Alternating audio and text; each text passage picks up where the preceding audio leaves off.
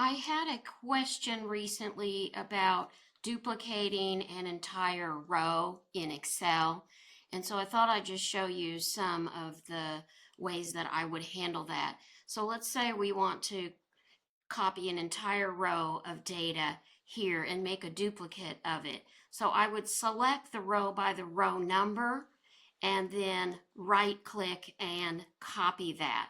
And then if I go to another position, like let's say row 7, and right click, I can insert the copy cells. So if I do that, it will insert it and scoot row 7 down.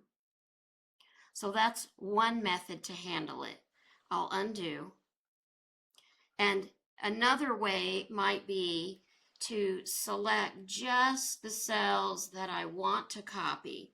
Ctrl C or right click and copy on those. And then again, coming down to the spot I want to put them. If I simply pick a starting cell and right click, insert copied cells, this time it is asking me, do I want to shift the cells down? Okay. I'll undo that. You see it still moved that down. It shifted the cells down, or you could do right, depending on what you need.